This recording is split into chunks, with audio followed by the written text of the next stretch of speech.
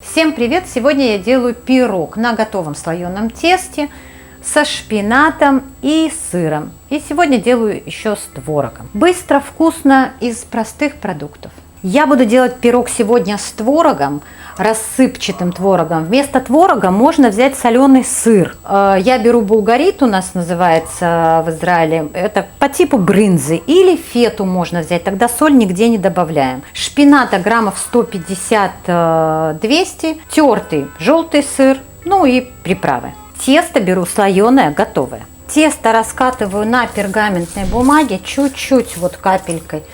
Смазываю бумагу растительным маслом. Теста достаточно 500 граммов. У меня просто 900. Из остального сделаю что-нибудь сладкое. И вот раскатываю прям так потоньше, чтобы оно было. Перекладываю на противень, на котором буду выпекать. В творог я буквально щепотку соли, так как он совсем не соленый, кладу. И щепотку хорошую орегано.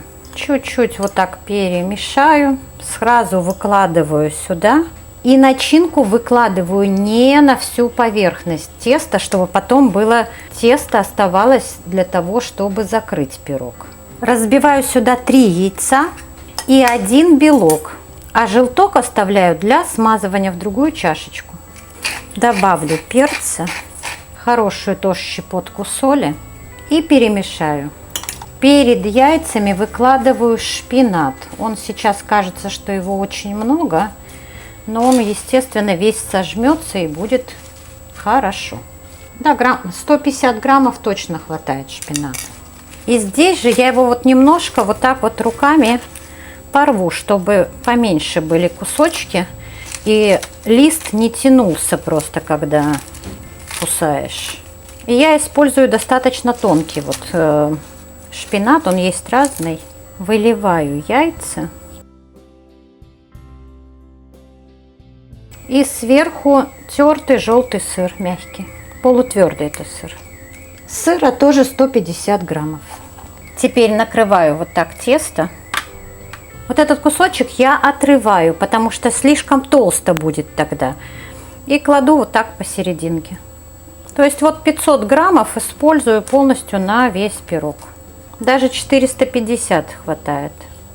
Если не убрать вот эти уголки, ну просто будет толстовато, как бы не очень приятно.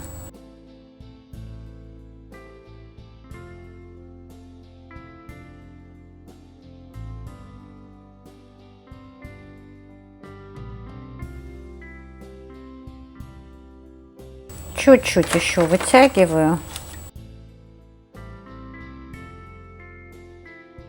Ничего страшного, что здесь такой творческий беспорядок. Сейчас все посыплю сумсумом, но сначала смажу яйцом. В желток я пару капель воды добавляю. И сверху я сначала посыпаю немножко миндалем. Миндальные листья, буквально вот 2 щепотки. Пару щепоток тоже белого кунжута. И немножко добавлю черного.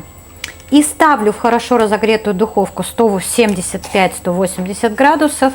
Вытаскиваю из духовки, даю остыть хотя бы минут 30 и нарезаю на кусочки.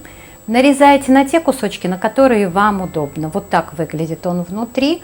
Все пропеченное. У меня в духовке он был 40 минут. Хотела, чтобы немножко больше подрумянился.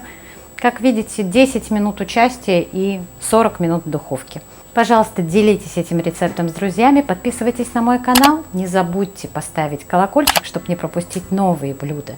За лайки вам, конечно, всегда спасибо.